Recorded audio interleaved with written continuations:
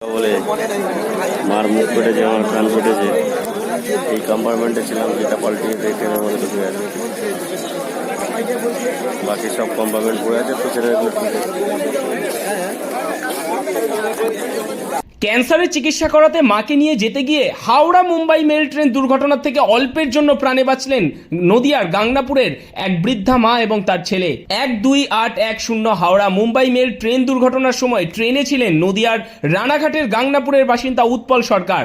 মারণব্যাধি ক্যান্সারের আক্রান্ত 64 বছর বয়সী মায়ের চিকিৎসার জন্য মাকে সঙ্গে নিয়ে এদিন সন্ধ্যায় হাওড়া থেকে বোম্বে মেলে চেপে মুম্বাইয়ের টাটা মেমোরিয়াল হাসপাতালের উদ্দেশ্যে বেরিয়েছিলেন পেশায় ইলেকট্রিক চালক উৎপল বাবু।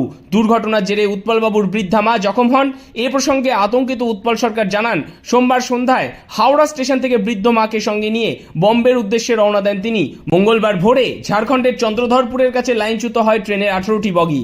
ভোর রাতে সকলেই ঘুমিয়ে থাকার কারণে সেভাবে কিছু অনুভব করতে না পারলেও বগিটি তীব্র ঝাঁকুনি দিয়ে পাল্টি হয়ে যায়।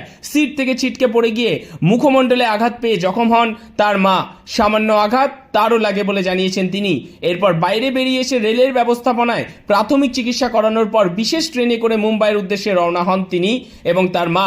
ট্রেন দুর্ঘটনার জেরে শেষ পাওয়া খবর পর্যন্ত দুজনের পাশাপাশি বহু যাত্রী জখম হয়েছেন বলে জানা গিয়েছে।